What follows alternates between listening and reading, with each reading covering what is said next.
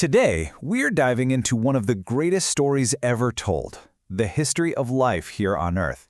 I mean, it's a story that's got everything: monsters, survivors, and some pretty epic plot twists that span billions of years. And the best part? All the clues are basically hiding in plain sight, etched right into stone. So that brings up a huge question, right? How on earth could we possibly know what a T-Rex actually looked like, or what a woolly mammoth was doing to survive the Ice Age? I mean, these creatures are long gone, vanished millions of years ago. It really sounds impossible, doesn't it? Well, believe it or not, the answers have been right under our feet this whole time. Yeah, the clues are buried deep inside the earth, perfectly preserved in rock, just waiting for someone to come along and piece the whole puzzle together. So come on, let's start digging. Okay, so first things first, let's look at the evidence. Our investigation really begins with these incredible little time capsules from the past. And our main piece of evidence is the fossil. So what is a fossil? Well, it's basically just the preserved remains of a plant or an animal from a long, long time ago that's been captured in stone. It could be a bone, maybe a tooth, the imprint of a leaf. Heck, it could even be a footprint. You should think of each fossil like a snapshot, a single picture from one specific moment in Earth's incredibly long history. And by collecting enough of these snapshots, scientists can start to put together our planet's giant family album. All right, so we've got all these snapshots, but what happens when we start arranging them in order, from oldest to newest? What kind of story do they actually start to tell? Well, they tell the story of evolution. And evolution is just the process where living things gradually, and I mean really gradually, change over huge stretches of time. This is what leads to all the different kinds of plants and animals we see today. And of course, all the ones we only know about from their fossils. And the fossils show us this story so clearly. You see, life didn't just start with lions and trees. Nope. The oldest fossils show tiny, single-celled things like bacteria. From there, life moved into the oceans, developing into all kinds of squishy, soft-bodied creatures. It was only way later that life made that huge leap onto land, with plants and animals having to adapt to a whole new world.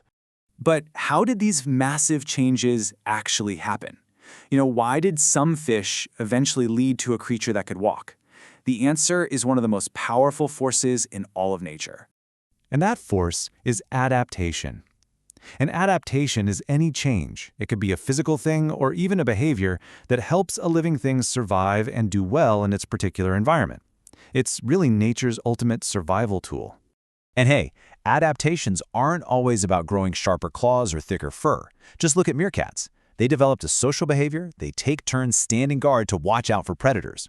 That's not a physical change, but it's an absolutely crucial adaptation that helps the whole group survive.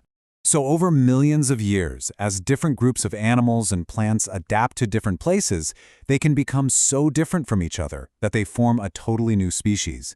And a species is really just a group of living things that can have babies with each other. For example, all chimpanzees belong to one species. They can reproduce with other chimps, no problem. But they can't have a baby with, say, a snake. They're just way too different. These are the kinds of fundamental branches on that huge tree of life. But what happens when a species just can't adapt? What if the world around them changes too fast or too dramatically? Well, that's when the story takes a much darker turn. And this is where fossils are just so cool, because they connect the past to the present. Let's take the woolly mammoth. We only know it ever existed because of its fossils. But by comparing its skeleton to a modern elephant, we can figure out so much about how it must have lived. The elephant is like a living, breathing blueprint that helps us understand its long-lost cousin. I mean, you can totally see the family resemblance, right? The powerful tusks, that massive frame, but you can also see how it was totally unique, built for a world of ice and snow. Without these fossils, we'd have no idea these incredible creatures ever even roamed the Earth. The woolly mammoth, of course, is extinct. And that's the word we use when an entire species is just gone, wiped out completely, with no living members left anywhere on the planet. And the mammoth is in some pretty famous company. The dinosaurs are obviously the most well-known, but history is just filled with these amazing creatures that aren't with us anymore, from the super fierce saber-toothed tigers to gentle giants like the stellar sea cow. Now, sometimes a truly catastrophic event happens that causes tons of species to die out all at once. When the dinosaurs disappeared, it wasn't just them. A huge percentage of all life on Earth vanished with them. We call this a mass extinction, and our planet has actually been through several of them.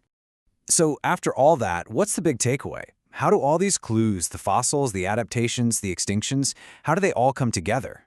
It really all comes back to this. Every single fossil is like a word on a page, and when you put them all together, they write the epic story of evolution. They show us how life has been constantly adapting, changing, and diversifying over billions of years, surviving incredible challenges to create the world that we know today. Which leaves us with one last fascinating question to think about. Millions of years from now, when some future scientist is digging through the rock layers from our time, what story will our fossils tell them about us?